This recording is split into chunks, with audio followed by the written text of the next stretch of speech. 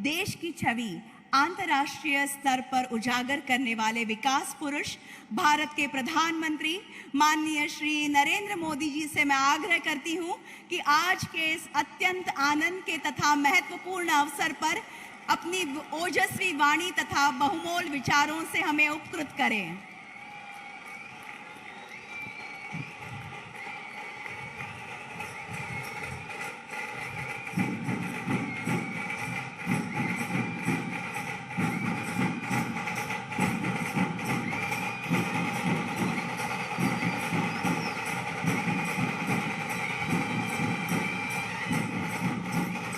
भारत माता की, भारत माता की।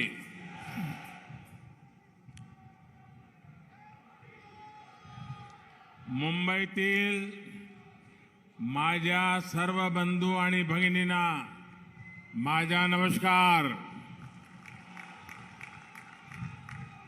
महाराष्ट्र के राज्यपाल श्रीमान भगत सिंह कोश्यारी जी, मुख्यमंत्री श्रीमान एकनाथ शिंदे जी, उप मुख्यमंत्री श्रीमान देवेंद्र फडणवीस जी, केंद्रीय मंत्रिमंडल के मेरे सहयोगीगण, विधानसभा स्पीकर श्री राहुल नार्वेकर जी, महाराष्ट्र सरकार के सभी अन्य मंत्रीगण, सांसद और विधायकगण और विशाल संख्या में पधारे आए हुए मेरे प्यारे भाई और बहनों, आज मुंबई के विकास से जुड़े 40,000 करोड़ रुपए के प्रोजेक्ट्स का लोकार्पण और शिलान्यास यहां हुआ है। मुंबई के लिए बेहद जरूरी मेट्रो हो,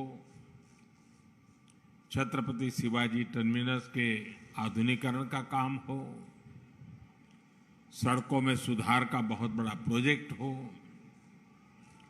और बाला साहब ठाकरे जी के नाम से आपला दवाखाने की शुरुआत हो, ये मुंबई शहर को बेहतर बनाने में बड़ी भूमिका निभाने वाले हैं। थोड़ी देर पहले मुंबई के स्ट्रीट वेंडर्स को भी पीएम स्वनिधि योजना के तहत बैंक खातों में पैसा पहुंचा है। ऐसे सभी लाभार्थियों को और हर मुंबईकर को मैं बहुत बहुत बधाई देता हूं। भाई और बहनों, आजादी के बाद पहली बार आज भारत बड़े सपने देखने और उन सपनों को पूरा करने का साहस कर रहा है। वरना हमारे यहां तो पिछली सदी का एक लंबा कालखंड सिर्फ और सिर्फ गरीबी की चर्चा करना, दुनिया से मदद मांगना, जैसे तैसे गुजारा करने में ही बीत गया। ये भी आजाद भारत के इतिहास में पहली बार हो रहा है जब दुनिया को भी भारत के बड़े बड़े संकल्पों पर भरोसा है। इसलिए आजादी के अमृत काल में विकसित भारत के निर्माण की जितनी उत्सुकता भारतीयों को है, उतना ही आशावाद दुनिया में भी दिख रहा है। और अभी शिंदे जी दावोस का अपना अनुभव वर्णन कर रहे थे। ये सब जगह पे यही अनुभव आ रहा है। भारत को लेकर दुनिया में इतनी पॉजिटिविटी इसलिए है क्योंकि आज सबको लगता है कि भारत अपने सामर्थ्य का बहुत ही उत्तम तरीके से सदुपयोग कर रहा है।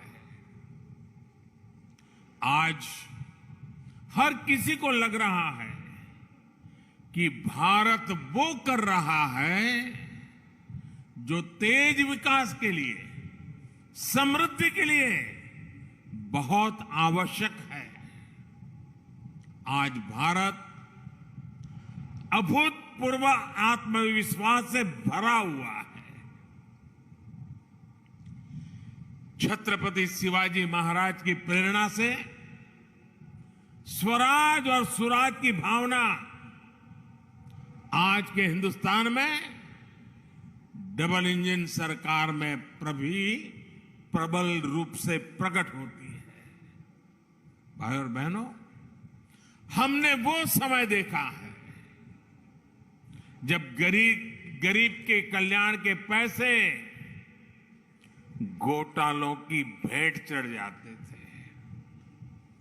टैक्स पेयर से मिले टैक्स को लेकर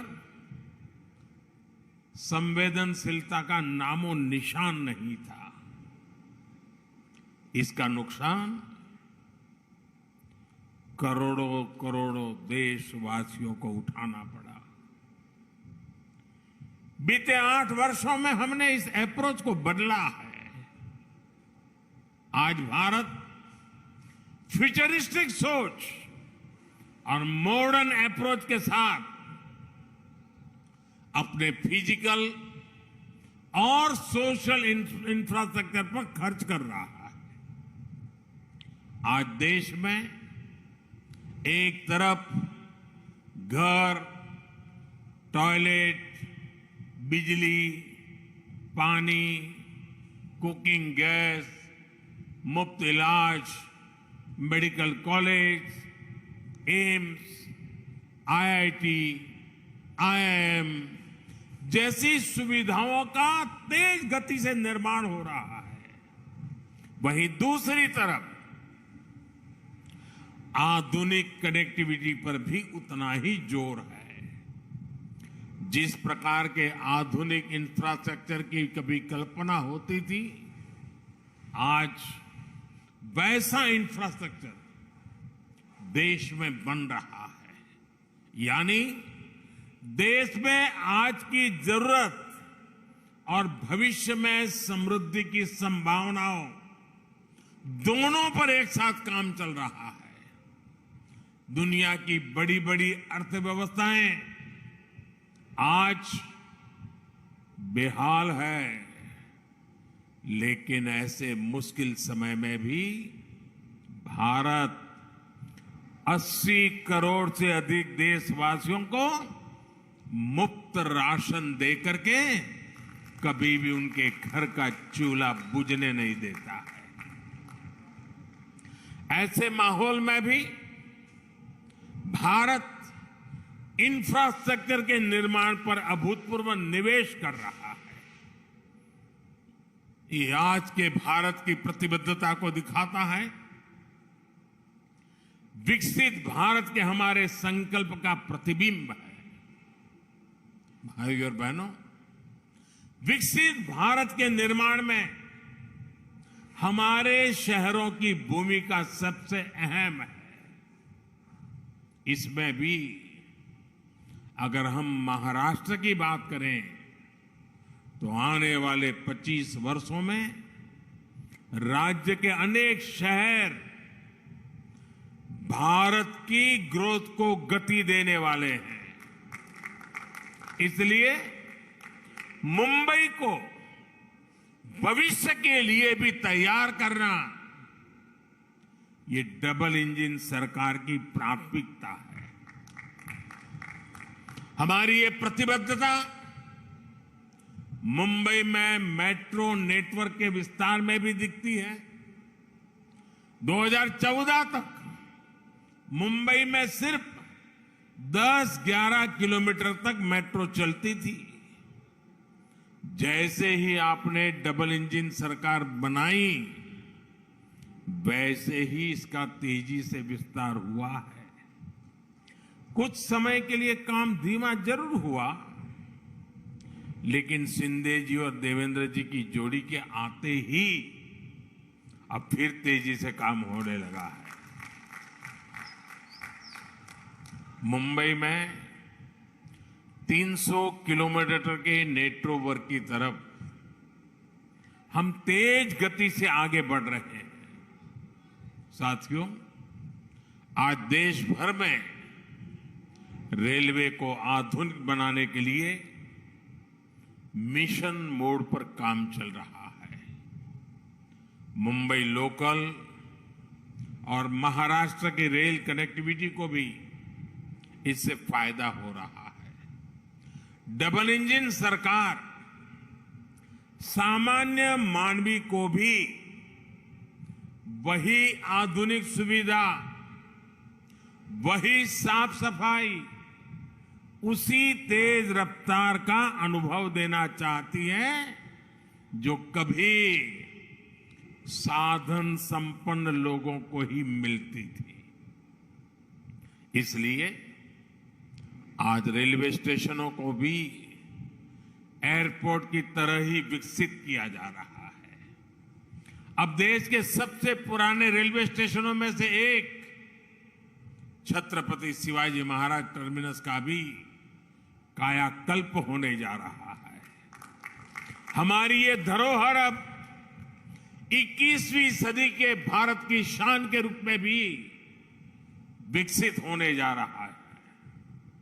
यहां लोकल और लंबी दूरी की ट्रेनों के लिए अलग अलग सुविधाएं बनेगी। लक्ष्य यही है कि सामान्य यात्रियों को बेहतर सुविधा मिले, काम के लिए आना जाना आसान हो। ये स्टेशन सिर्फ रेलवे की सुविधाओं तक सीमित नहीं रहेगा, बल्कि ये मल्टी मॉडल कनेक्टिविटी का भी हब होगा। यानी बस हो, मेट्रो हो, टैक्सी हो, ऑटो हो, यातायात के हर साधन यहां एक ही छत के नीचे कनेक्टेड होंगे। इससे यात्रियों को एक सीमलेस कनेक्टिविटी मिलेगी। यही मल्टी मॉडल कनेक्टिविटी है जिसे हम देश के हर शहर में विकसित करने जा रहे हैं। साथियों, आधुनिक होती मुंबई लोकल मेट्रो का व्यापक नेटवर्क, दूसरे शहरों से वंदे भारत और बुलेट ट्रेन से तेज आधुनिक कनेक्टिविटी आने वाले कुछ वर्षों में मुंबई का कायाकल्प होने जा रहा है। गरीब मजदूर से लेकर कर्मचारी, दुकानदार और बड़े बड़े बिजनेस संभालने वाले सबके लिए यहां रहना सुविधाजनक होगा। यहां तक कि आसपास के जिलों से भी मुंबई आना जाना भी सुलभ होने वाला है। कोस्टल रोड हो, इंदु मिल स्मारक हो, नवी मुंबई का एयरपोर्ट हो, ट्रांस हार्बर लिंक हो, ऐसे अनेक प्रोजेक्ट्स मुंबई को नई ताकत दे रहे हैं। धारावी पुनर्विकास, पुरानी चाल का विकास, सब कुछ अब ट्रैक पर आ रहा है और मैं इसके लिए शिंदे जी और देवेंद्र जी को बधाई देता हूं। मुंबई की सड़कों को सुधारने के लिए भी आज बहुत बड़े स्तर पर जो काम शुरू हुआ है, ये भी डबल इंजन सरकार की प्रतिबद्धता को दिखाता है। भाइयों और बहनों, आज हम देश के शहरों के कंप्लीट ट्रांसफॉर्मेशन पर काम कर रहे हैं। प्रदूषण से लेकर स्वच्छता तक शहरों की हर समस्या का समाधान ढूंढा जा रहा है। इसलिए हम इलेक्ट्रिक मोबिलिटी पर इतना बल दे रहे हैं, इसके लिए इंफ्रास्ट्रक्चर तैयार कर रहे हैं। बायोफ्यूल आधारित ट्रांसपोर्ट सिस्टम हम तेजी से लाना चाहते हैं। हाइड्रोजन फ्यूल से जुड़े ट्रांसपोर्ट सिस्टम के लिए भी देश में मिशन मोड पर काम चल रहा है। यही नहीं, हमारे शहरों में कूड़े की, वेस्ट की जो समस्या है, उसे भी हम नई टेक्नोलॉजी से दूर करने के लिए एक के बाद एक कदम उठा रहे हैं। वेस्ट टू वेल्थ का बहुत बड़ा अभियान देश में चल रहा है। नदियों में गंदा पानी ना मिले, इसके लिए वाटर ट्रीटमेंट प्लांट लगाए जा रहे हैं। साथियों, शहरों के विकास के लिए देश के पास सामर्थ्य की और राजनीति की इच्छा शक्ति की किसी भी चीज की कमी नहीं है। लेकिन हमें एक बात और समझनी होगी। मुंबई जैसे शहर में प्रोजेक्ट को तब तक तेजी से नहीं उतारा जा सकता जब तक स्थानीय निकाय की प्राथमिकता भी तेज विकास की ना हो। जब राज्य में विकास के लिए समर्पित सरकार होती है, जब शहरों में सुशासन के लिए समर्पित शासन होता है, तभी ये काम तेजी से जमीन पर उतर पाते हैं। इसलिए मुंबई के विकास में स्थानीय निकाय की भूमिका बहुत बड़ी है। मुंबई के विकास के लिए बजट की कोई कमी नहीं है। बस मुंबई के हक का पैसा सही जगह पे लगना चाहिए। अगर वो भ्रष्टाचार में लगेगा, पैसा बैंकों की तिजोरी में बंद पड़ा रहेगा, विकास के काम को रोकने की प्रवृत्ति होगी, तो फिर मुंबई का भविष्य उज्जवल कैसे होगा? मुंबई के लोग, यहां के सामान्य जन परेशानियां झेलते रहे, ये शहर विकास के लिए तरसता रहे। ये स्थिति 21वीं सदी के भारत में कभी भी स्वीकार्य नहीं हो सकती है और शिवाजी महाराज के महाराष्ट्र में तो कभी नहीं हो सकती है। मैं मुंबई के लोगों की हर परेशानी को समझते हुए बहुत बड़ी जिम्मेवारी के साथ इस बात को रख रहा हूं। भाजपा की सरकार हो, एनडीए की सरकार हो, कभी विकास के आगे राजनीति को नहीं आने देती। विकास हमारे लिए सबसे बड़ी प्राथमिकता है। अपने राजनीतिक स्वार्थ की सिद्धि के लिए भाजपा और एनडीए की सरकारें कभी विकास के कार्यों पर ब्रेक नहीं लगाती। लेकिन हमने पहले के समय मुंबई में ऐसा होते बार बार देखा है। पीएम स्वनिधि योजना भी इसका एक उदाहरण है। हमारे शहरों में रेहड़ी वाले, पटरी वाले, ठेले वाले, ये काम करने वाले साथी जो शहर की अर्थव्यवस्था का अहम हिस्सा है, उनके लिए हमने पहली बार योजना चलाई। हमने इन छोटे व्यापारियों के लिए बैंकों से सस्ता और बिना गारंटी का ऋण निश्चित किया। देश भर में लगभग 35 लाख रेहड़ी पटरी वालों को इसका लाभ मिल चुका है। इसके तहत महाराष्ट्र में भी 5 लाख साथियों को ऋण स्वीकृत हो चुके हैं। आज भी 1 लाख से अधिक साथियों के बैंक खाते में सीधे पैसे जमा हो गए हैं। ये काम बहुत पहले होना चाहिए था, लेकिन बीच के कुछ समय में डबल इंजन की सरकार न होने के कारण हर काम में अड़ंगे डाले गए, रुकावटें पैदा की गई, जिसका नुकसान इन सभी लाभार्थियों को उठाना पड़ा। ऐसा फिर ना हो, इसलिए जरूरी है कि दिल्ली से लेकर महाराष्ट्र और मुंबई तक सबका प्रयास लगे, बेहतर तालमेल वाली व्यवस्था बने। साथियों, हमें याद रखना है कि स्वनिधि योजना सिर्फ लोन देने की योजना भर नहीं है, बल्कि ये रेहड़ी पटरी और ठेले वाले हमारे साथियों का आर्थिक सामर्थ्य बढ़ाने का अभियान है। ये स्वनिधि स्वाभिमान की जड़ी बूटी है।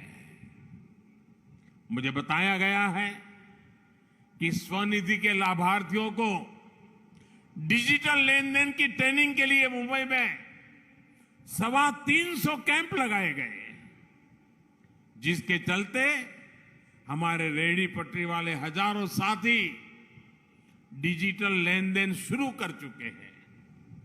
ये सुनकर अनेक लोग चौंक जाएंगे कि इतने कम समय में देश भर में स्वनिधि योजना के लाभार्थियों ने करीब 50,000 करोड़ रुपए का डिजिटल ट्रांजैक्शन किया है। जिनको हम अनपढ़ मानते हैं, जिनको हम लोग किसी भी भाषा में अपमानित करते रहते हैं, उन मेरे छोटे छोटे साथियों ने जो आज मेरे सामने बैठे हैं, ये रेहड़ी पटरी वालों ने ऑनलाइन मोबाइल से 50,000 करोड़ रुपए का काम किया है। और उनका ये पराक्रम, उनका परिवर्तन का ये मार्ग निराशावादियों के लिए बहुत बड़ा जवाब है, जो कहते थे कि रेहड़ी ठेले पर डिजिटल पेमेंट कैसे होगी। डिजिटल इंडिया की सफलता इस बात का उदाहरण है कि जब सबका प्रयास लगता है तो असंभव कुछ भी नहीं होता है। सबका प्रयास की इसी भावना से हम मिलकर मुंबई को विकास की नई ऊंचाई पर ले जाएंगे। और मैं मेरे रेहड़ी पटरी वाले भाइयों से मैं कहना चाहता हूं, आप मेरे साथ चलिए। आप 10 कदम चलेंगे तो मैं 11 कदम चलूंगा आपके लिए।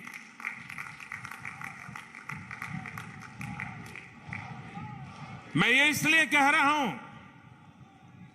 कि हमारे रेहड़ी पटरी वाले भाई बहन साहूकार के पास पैसे ब्याज लेने के लिए जाते थे। दिन भर व्यापार करने के लिए उसको 1,000 रुपए की जरूरत है, वो देने से पहले 100 काट लेता था, 900 देता था। और शाम को जाकर के अगर 1,000 वापिस नहीं लौटाए तो उसको दूसरे दिन पैसे नहीं मिलते थे। और कभी अगर अपना माल नहीं बिका, 1,000 रुपया नहीं दे पाया तो ब्याज बढ़ जाता था।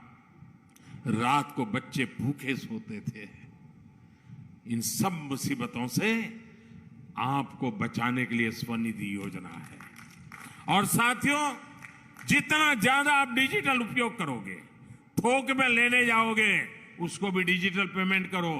जहां पर बेचते हो वहां भी लोगों को कहो भाई डिजिटल पेमेंट करो, तो स्थिति ये आएगी कि आपको ब्याज का एक नया पैसा नहीं लगेगा। आप कल्पना कर सकते हैं कि आपके कितने पैसे बचेंगे। आपके बच्चों की शिक्षा के लिए, आपके बच्चों के भविष्य के लिए कितना बड़ा काम होने वाला है। इसलिए मैं कहता हूं साथियों, मैं आपके साथ खड़ा हूं।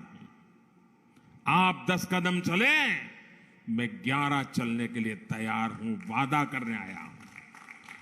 आपके उज्जवल भविष्य के लिए मैं आज आपसे आंख में आंख मिला करके ये वादा करने मुंबई की धरती पे आया हूं साथियों। और मुझे भरोसा है इन छोटे छोटे लोगों के पुरुषार्थ और परिश्रम से देश नई ऊंचाइयों को पार करके रहेगा। इसी विश्वास को लेकर के जब मैं आज फिर एक बार आपके पास आया हूं, मैं सभी लाभार्थियों को, सभी मुंबईकरों को, पूरे महाराष्ट्र को, और मुंबई तो देश के धड़कन है, पूरे देशवासियों को भी मैं इस विकास कार्यों के लिए बधाई देता हूं। शिंदे जी और देवेंद्र जी की जोड़ी आपके सपनों को साकार करेगी, ये मेरा पूरा विश्वास है। बोलो भारत माता की, भारत माता की। बहुत बहुत धन्यवाद। आपका संबोधन सौगात के रूप में बरकरार हो रहेगा।